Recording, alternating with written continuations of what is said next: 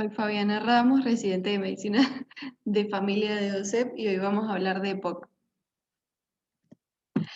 Para arrancar vamos a definirlo. Se caracteriza por una limitación crónica persistente al flujo de aire de presentación clínica y evolución heterogéneas.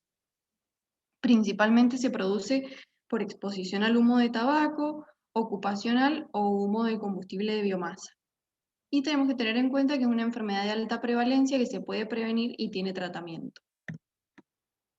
Para que veamos un poco la prevalencia en lo que es Latinoamérica, si ven, ahí se ve el porcentaje en la Argentina, es de un 14,5%, Uruguay tiene un 19,7%, pero bueno, bastante alto comparado con el resto, ese 14,5% en la Argentina.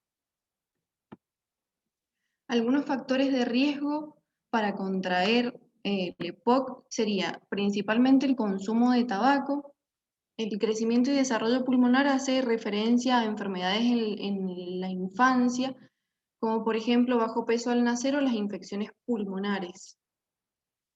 Otro factor de riesgo sería la exposición al humo del combustible de biomasa y ocupacional, exposición pasiva al humo del tabaco, el género femenino, tener antecedentes de tuberculosis y, por último, el déficit de alfa-1 antitripsina. En cuanto a la patogenia del EPOC, tenemos que saber que es una inflamación crónica provocada por la inhalación de gases tóxicos que van a provocar a nivel pulmonar engrosamiento de la pared bronquial con disminución del calibre de estos, destrucción alveolar con agrandamiento de los espacios aéreos, pérdida de los anclajes bronquiales que se van a manifestar como una obstrucción al flujo de aire, colapso expiratorio del árbol bronquial y pérdida del retroceso elástico. Vamos a hablar un poco de la clínica y del diagnóstico del EPOC. Hay que hacer una evaluación de los factores de riesgo en un principio y tenemos que precisar la duración, intensidad y la continuidad de la exposición a estos factores de riesgo. Entonces, lo que vamos a hacer es calcular el índice paquete año, que bueno, ahí aclara lo que es, el número de cigarrillos al día, multiplicado por los años en los que fumó o ha fumado, y eso se divide por 20. Otro índice es el horas año para el humo de leña, que es el número de horas al día que la persona estuvo expuesta al consumo de leña por el número de años que se efectuó. Y después, por último, está el número de años que usó leña, simplemente. Entonces, un sujeto de 40 años o más y que es fumador de un índice paquete año mayor o igual a 10 o que estuvo expuesto al humo de leña por más de 200 horas año o durante 10 años, se considera que tiene un riesgo elevado de EPOC. En cuanto a la evaluación de los síntomas, tenemos que tener en cuenta que el 30% de los pacientes con EPOC van a ser asintomáticos. Y después tenemos los sintomáticos que van a presentar disnea de esfuerzo, que es el síntoma más frecuente, y la tos, que va a ser crónica, persistente o episódica, generalmente es de predominio matutino y frecuentemente es productiva con expectoración mucosa.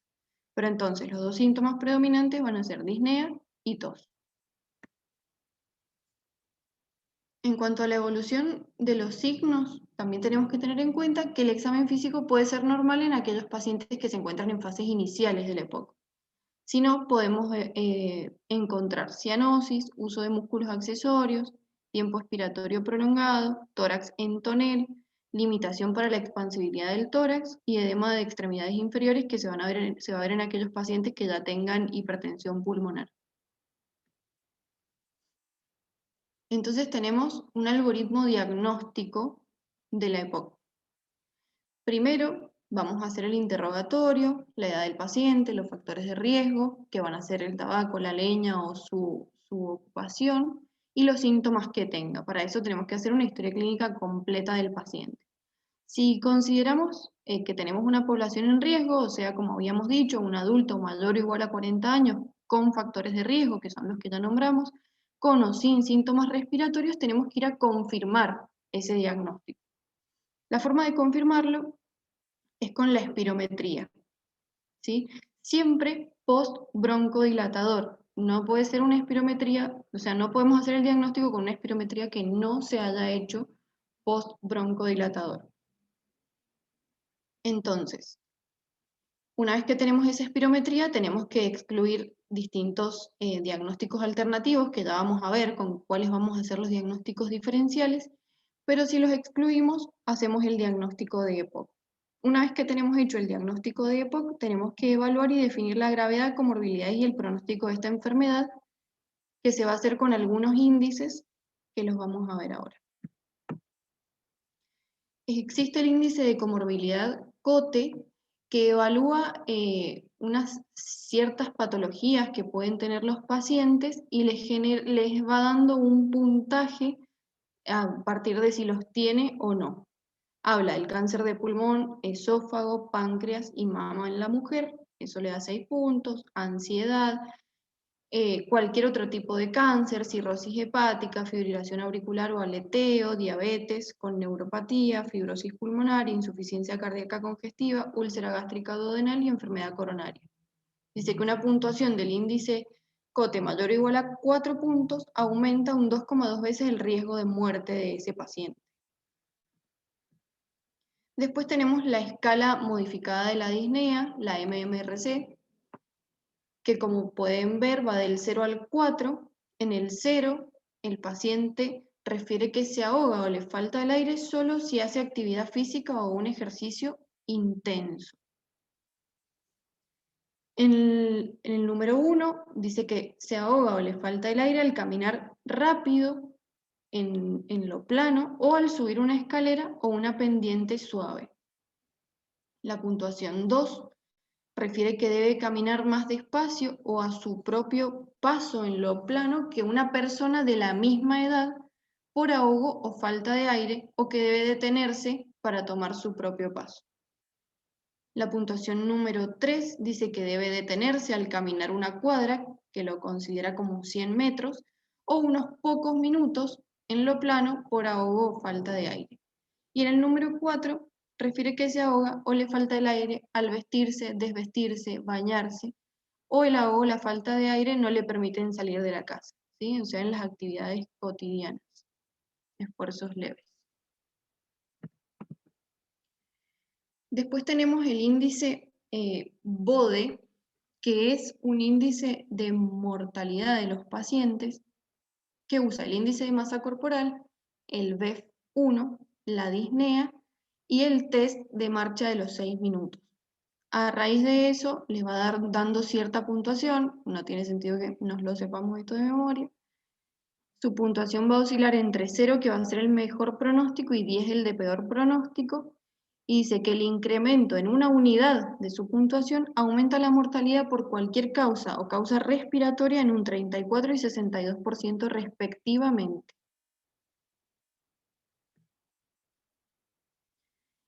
Después, para hablar un poco sobre la confirmación diagnóstica del EPOC, como ya dijimos, para confirmar necesitamos una espirometría que sea siempre post-broncodilatador. Eso va a permitir que confirmen la presencia de la limitación al flujo de aire, que se va a establecer a partir de la relación BEF1 sobre la capacidad vital forzada, que va a ser menor a 0,7 post-broncodilatador. Entonces, vamos a ver la gravedad de esa obstrucción según el BEF1, que puede ser leve, moderada, grave o muy grave. La leve, el BEF1, va a ser mayor al 80% del esperado. La moderada va a ser entre el 50 y el 80%, grave entre el 30 y el 49%, y muy grave menor al 30%. Y como aclara allá abajo, siempre y cuando haya habido obstrucción definida por esa espirometría con una relación del BEF1 y la capacidad vital forzada menor al 0,7.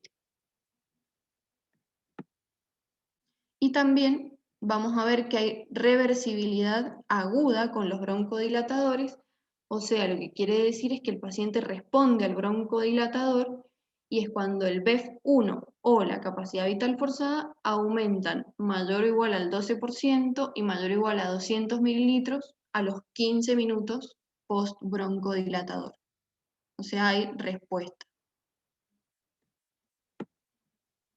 Para estratificar la gravedad del EPOC, que después nos va a servir para el tratamiento también, propone algunos criterios.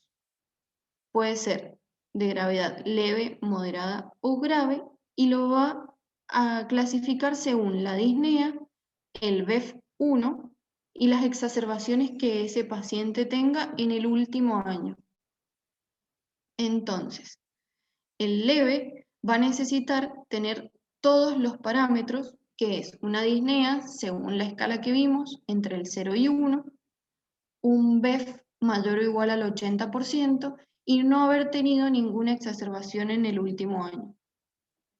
La moderada necesita al menos uno de los parámetros, que es una disnea de clasificación 2, el BEF1 mayor o igual entre el 50 y el 79%, y haber tenido una exacerbación moderada. Y el grave necesita también al menos uno de los parámetros, o sea que la disnea esté entre 3 y 4, el BEF sea menor al 50% y haber tenido mayor o igual a 2 exacerbaciones moderadas o mayor o igual a una hospitalización. En cuanto a los diagnósticos diferenciales que habíamos hablado que teníamos que descartar una vez que nos daba una espirometría obstructiva, está el asma, tuberculosis o sus secuelas, neumoconiosis, bronquiectasias, bronquiolitis constrictiva y obstrucción de la vía aérea superior. Y ahí, bueno, les puse un cuadrito como para diferenciarlo del asma, pero acabamos de ver asma. Hay que hacer una búsqueda activa y detección de casos, porque podemos tener pacientes que sean sintomáticos o asintomáticos. En aquella población que tenga síntomas respiratorios, que sean mayores o iguales a 40 años y que estén expuestos a factores de riesgo conocidos como el tabaco, con el índice paquete mayor a 10, humo de leña con una exposición mayor a 200 horas año o más de 10 años, o según la ocupación de ese paciente, sí o sí le vamos a tener que hacer una espirometría. O sea, ese es el paciente indicado para realizarle una espirometría. En cambio, cuando tenemos un paciente asintomático, existe evidencia moderada de que la detección de individuos con EPOC asintomáticos tiene relevancia clínica en términos de evitar mayor riesgo en exacerbaciones, neumonía y uso de recursos de la salud. O sea, la evidencia es moderada, por ende, tiene recomendación débil para realizar un tamizaje en esta población. Si el paciente es asintomático, no se recomienda realizar la espirometría, porque no hay evidencia de que tratándolo a ese paciente le fuéramos a evitar entonces exacerbaciones, neumonía o uso de recursos en salud. El tratamiento. El tratamiento del EPOC estable es la educación del paciente, la cesación tabáquica en aquel que fume, la vacunación, que esta guía, que es la guía de la ALAT, dice que se le va a colocar la vacuna de la influenza, o sea, de la gripe en todo paciente con EPOC y contra el neumococo en pacientes con EPOC mayores de o igual a 65 años y o que su obstrucción fuera grave, o sea, el BEF1 menor al 40%. Pero el Ministerio de Salud de la Nación recomienda vacunar contra el neumococo a todo paciente EPOC. O sea, nosotros deberíamos vacunar a todo paciente EPOC. Bueno, seguimos. Apoyo nutricional, actividad física y por último está el tratamiento farmacológico. Ese cuadro presenta la guía de la ALAT sobre el tratamiento farmacológico, ya vamos a ver igual cómo recomienda que lo demos, pero ahí tienen todos los broncodilatadores de acción corta, prolongada, y cómo se pueden combinar con corticoides o entre ellos mismos los de acción prolongada, y cuáles serían las dosis a utilizar.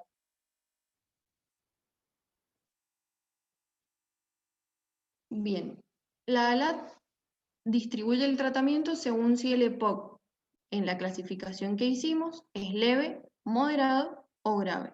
¿sí? Leve, habíamos dicho que tenía que tener todos los parámetros, una disnea en la escala entre 0 y 1, el BEF mayor al 80% y sin exacerbaciones en el último año. Entonces, recomienda la utilización de los siempre de rescate, o sea, todo paciente EPOC va a quedar con un broncodilatador de rescate, que son los de acción corta, y después se le puede incluir a este paciente también uno de acción larga, o sea, un broncodilatador o un antimuscarínico de acción larga.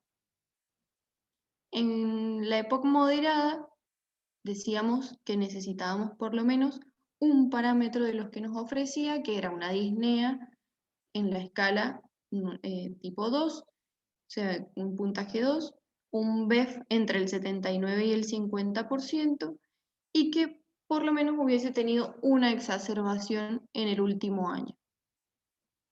Entonces, recomienda para ese paciente un LAMA o un LABA, y si el paciente persiste con la disnea, recomienda asociarlos. Pero arrancamos primero con uno solo. Y en la EPOC grave, que también necesitábamos por lo menos un parámetro, disnea 3-4, el BEF menor al 50%, más de 2 exacerbaciones moderadas o una hospitalización, recomienda arrancar con asociación LAMA-LABA, o sea, un antimuscarínico y un beta-2 agonista de larga duración, y si persisten las exacerbaciones, ahí sí sumar un corticoide inhalado. O dice que el paciente tenga eosinófilos mayor o igual a 300.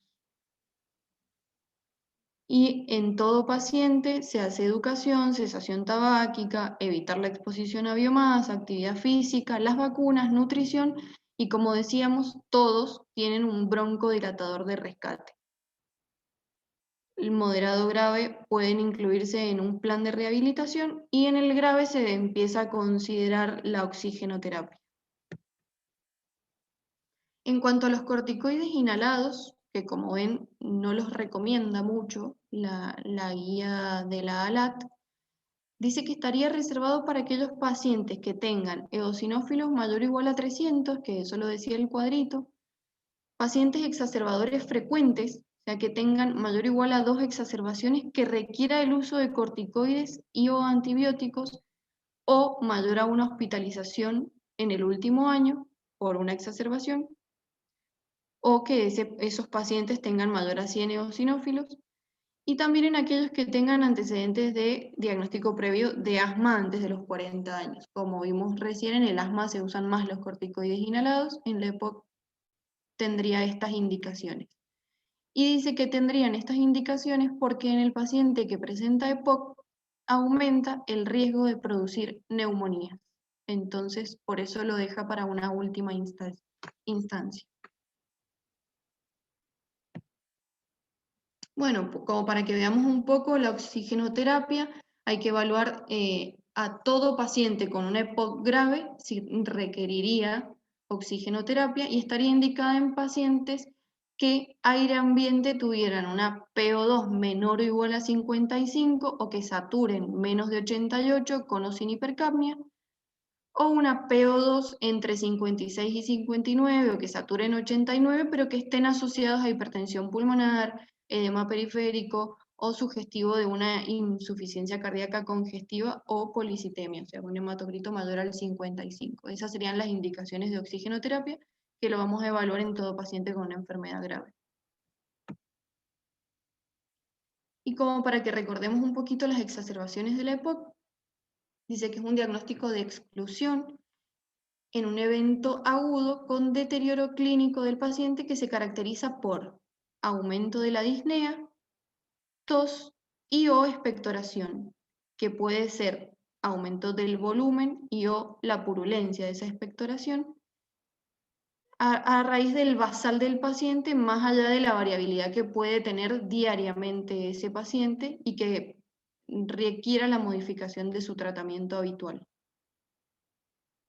Esos son los famosos criterios de Antonisen que le gusta nombrar al Ale. Clasifica las exacerbaciones en leve, moderadas, graves y muy graves. La leve es un incremento en el uso de los broncodilatadores de acción corta, siempre de manejo ambulatorio. Las moderadas tienen aumento de los síntomas que requieren el uso ya de corticoides o antibióticos orales. También van a ser de manejo ambulatorio o breve estancia en unidad de emergencia. Y las graves tienen aumento de síntomas que requieren también el uso de corticoides y antibióticos orales o endovenosos, y este manejo ya es hospitalario. Y las muy graves, que bueno, el aumento de síntomas ponen en riesgo la vida del paciente, requieren el uso de corticoides y antibióticos endovenosos y en ocasiones va a requerir ventilación asistida, bueno, ese paciente ya internado en la unidad de terapia.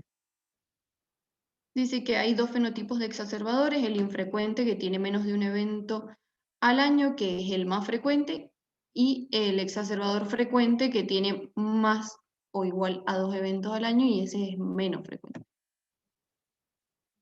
Nos va a hablar del mal pronóstico que el paciente presente hipoxemia, hipercapnia, hipoalbuminemia, que su índice de masa corporal sea menor a 20, que tenga ya historias de exacerbaciones previas, que tenga un uso prolongado de corticoides orales o que tenga hipertensión pulmonar. Todo eso le da mal pronóstico al paciente. La etiología de las exacerbaciones va a depender un poco de los síntomas, o sea, nos van a orientar un poco los síntomas. Cuando se sospecha una exacerbación de POC, bueno, la historia clínica siempre, el examen físico. Si hay una agudización de POC con aumento de la disnea, tos y o la expectoración mayor a 2 días, tenemos que ver si hay aumento de la purulencia, del volumen y de la disnea, vamos a sospechar que sea bacteriana. Si los síntomas respiratorios son superiores, más un aumento del volumen y de la disnea, pero no de la purulencia, vamos a sospechar que sea viral. Y si hay un aumento del volumen o de la disnea y ningún otro síntoma, no vamos a tener como una sospecha clara. Y otras causas de disnea aguda en pacientes con EPOC que pueden ser cardíacas, que pide que se le haga un ecocardiograma, una angiotac pulmonar que te hace sospechar una embolia pulmonar, aumento de la disnea en un paciente, el ecocardiograma por sospecha de insuficiencia cardíaca, el electrocardiograma para descartar una enfermedad coronaria isquémica o arritmias, y también se le va a hacer una radiografía de tórax por sospecha de neumonía, neumotórax, traumatismo, otros.